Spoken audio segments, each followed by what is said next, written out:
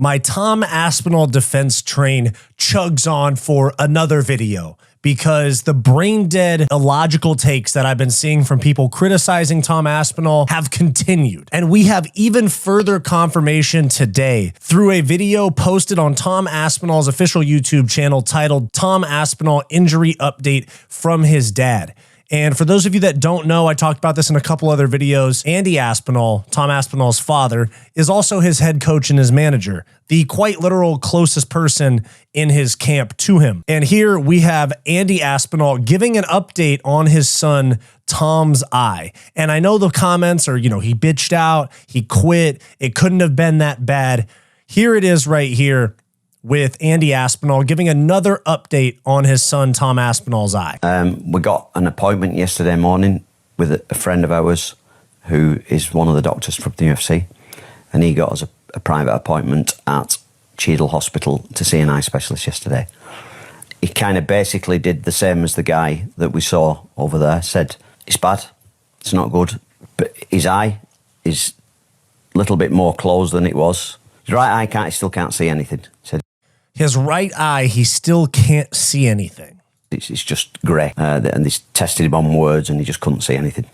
His left eye, 50%, he went down about 4 letters and then couldn't see the letters. So one's really, really blurry and one's still not working. So one eye very blurry and the other not working. And frankly, this post right here sums up exactly what the fans criticizing Tom Aspinall expected. Says how Aspinall haters expected him to fight Gane. In the biggest fight of his life, where he's worried about where he could potentially be blinded by a foul committed against him. I hate to sound like a broken record, but we're still talking about the same brain dead takes from a lot of the audience. And for those in the audience that seem to not believe Tom Aspinall or criticizing him, saying he backed out, there comes a point here where we're talking about a human being with children and a life to live after this career. And Andy Aspinall explains this here, and Tom Aspinall posted it saying, my dad. That my kid's got a job that he likes and he wants to do it, and he's been fouled in a contest.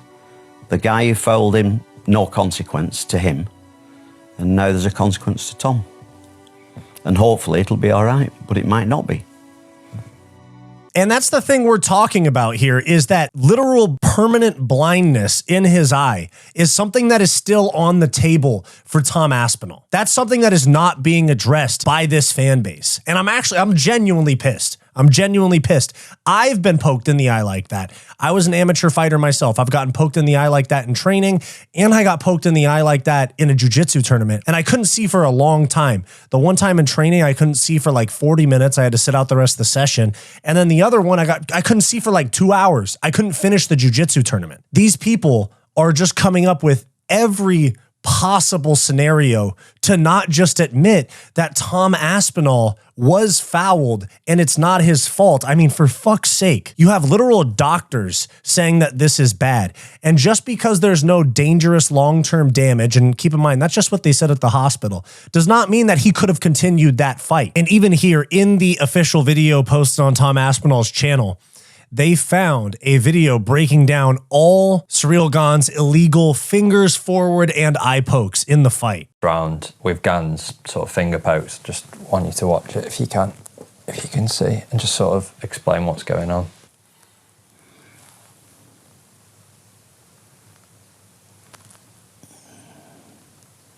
Two, 3, 4, 5.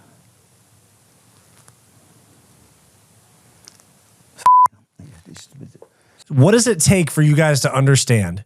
What would it take for you guys to understand that 1, this is not Tom's fault, 2, he didn't bitch out, and 3, Ciryl Gane cheated egregiously in that fight? And some of you may remember that I covered in yesterday's video a breakdown from a doctor/YouTuber named Dr. Brian Sutterer, who is a sports doctor. To save us from a long explanation, he covers sports injuries on his channel, and he called in to the Ariel Helwani show today, the day after I covered it, to discuss this injury, and his take on it from a medical professional is very interesting compared to what we're hearing in the comments. From your vantage, and I know you weren't there in Abu Dhabi, but from your vantage point and from your expertise, what did you see? How was it all handled? What I saw was a mechanism, a moment, a foul, right? That clearly can cause, even if it's not specifically a big, bad, severe injury, can clearly cause enough visual impairment that the fight should be stopped. And that's really what I think you have to focus on. Everybody seemed to be latching onto the fact that, even at the hospital afterwards, right, the doctor said, well, there's no serious damage.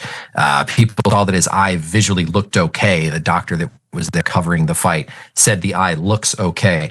And there's a big difference between something looking okay and something functioning okay. And massive point made there by Dr. Brian Sutterer. There's a massive difference between something looking okay and something functioning okay. For all of these fucking optometrists in the comments and fighters saying that he exaggerated it.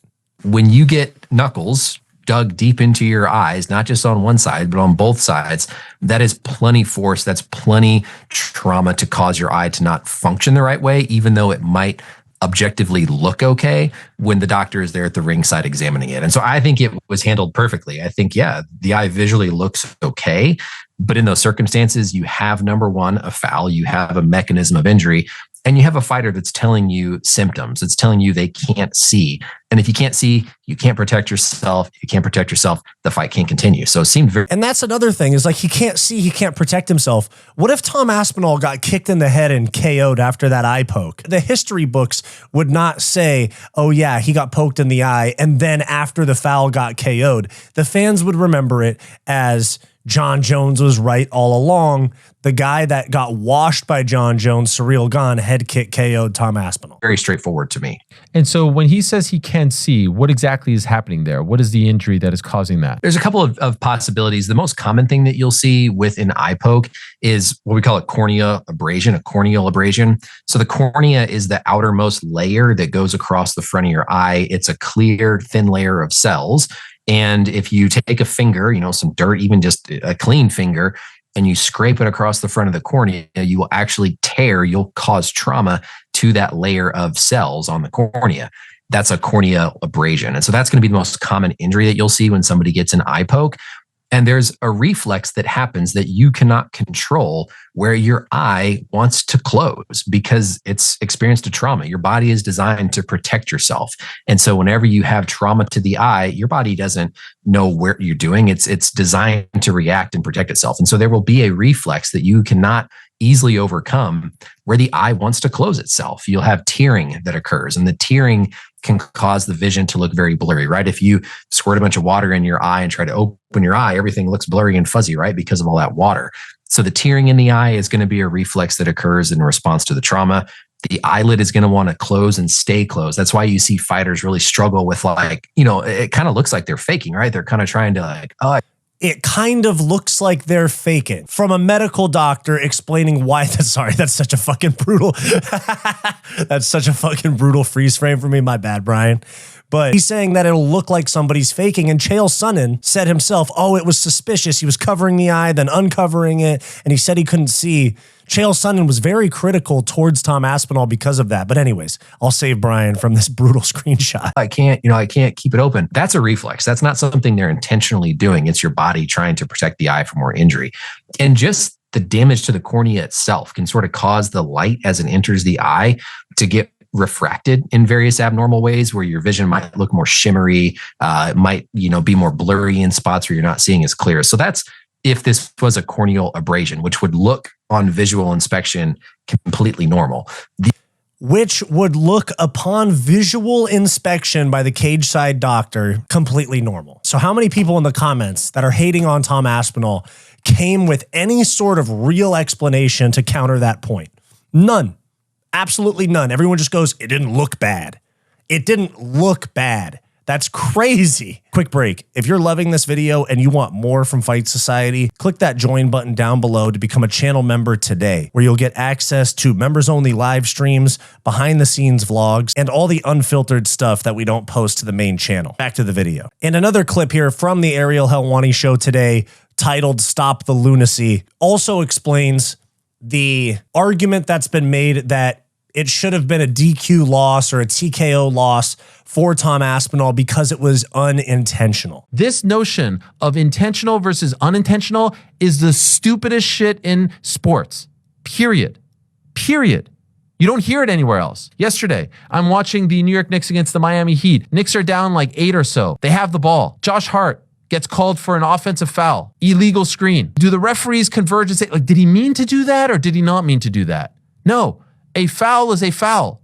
Ball goes the other way.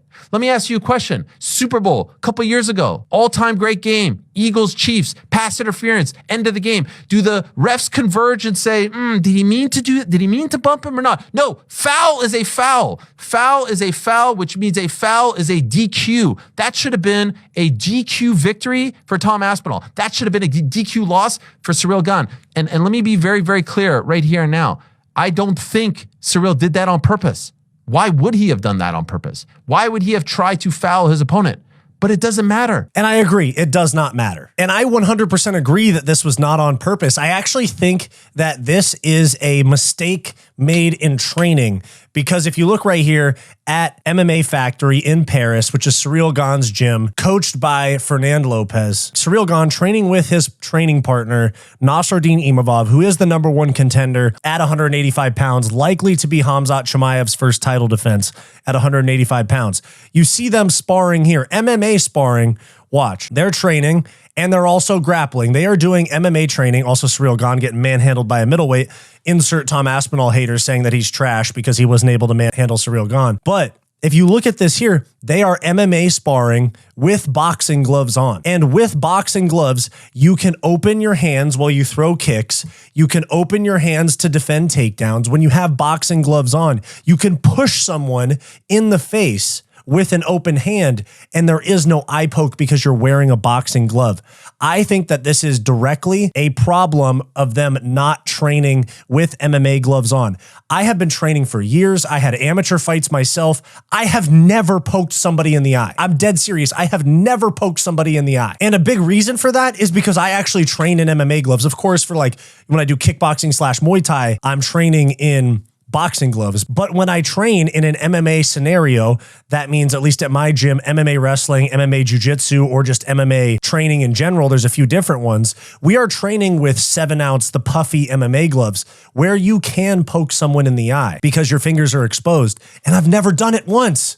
I've literally never done it once. I think it's a mistake made in training, and it's a habit. That's why I don't think Ciryl Gane did this on purpose. I think it's a habit of him training with boxing gloves on exclusively. And we bring it back to another clip from the Ariel Helwani show, where UFC legend Jim Miller, who has made 46 walks to the octagon and has never poked somebody in the eye, says the exact same thing. And I played a clip of Jim Miller saying that it's that little bitch in you that doesn't want to engage in the fight. It's you going, no, get his hands out of get him out of here. Here he is on the Ariel Helwani show, and he says, if this is the hill I have to die on, this is the one I'm going to be vocal about. Why do you feel so strongly about this? What irks you so much about the way this is handled in our sport? You know, I just feel like, you know, the sport of MMA is it's essentially like about personal accountability, right?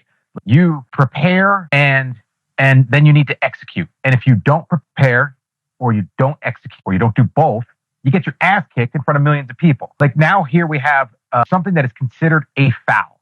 It is in the rule books that is illegal to gouge the eyes. And it happens all the time. And no one is... And it does happen all the time. ...ever held accountable for their actions.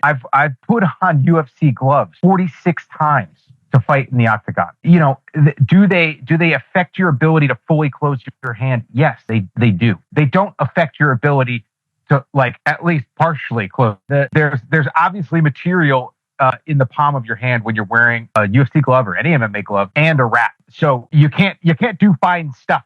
You know, like you're not gonna do brain surgery wearing a pair of UFC gloves, but you can close your hand. And when fighters don't close their hand, that's when the eye pokes happen, and no one seems to be held accountable when it actually does. Nobody gets held accountable, and there we have it. We have an actual doctor, a real life doctor defending Tom Aspinall, and then you have the person that has fought in the UFC more times than anybody in history defending Tom Aspinall. And so at what point do the people that criticize Tom Aspinall for this, who have never trained, never fought, and have no idea as to like the nuts and bolts of eye injuries, give up this argument that Tom quit because the fight was getting hard? I mean, Tom Aspinall was getting off good shots. Head kick landed more than once. He failed a takedown, sure, but he was getting off his combos. His nose got busted from a jab. He had Ciryl Gane switching stances on leg kicks. He had Ciryl Gane constantly circling. It's not right. And it's inaccurate. It's inaccurate. And here we have Fernan Lopez, the head coach of Ciryl Gane at MMA Factory, saying Ciryl looked good out there. For us, everything was going as planned, absolutely planned. Unfortunately, if he can't see, he can't see. There's nothing we can do about it. But again, so disappointed because today he knows that was his day. Today he knew he would out-wrestle this guy. He knew that. Now, one defended takedown does not mean you're going to out-wrestle Tom Aspinall. And everything was going according to plan for literally 4.5 minutes. And as we've seen, yes, Ciryl Gane was landing strikes, but Ciryl Gane, one, has no knockout power. He actually averages over 100 strikes per knockdown, whereas Tom Aspinall has a much, much lower percentage. And also, as we saw in the Tai Tuivasa fight, as the fight goes on, Ciryl Gane gets more and more irresponsible. We watched him get dropped by fucking Tai Tuivasa. That does not fucking age well at all. And so, yes, he started out very well, but Ciryl Gane does not have power in his hands.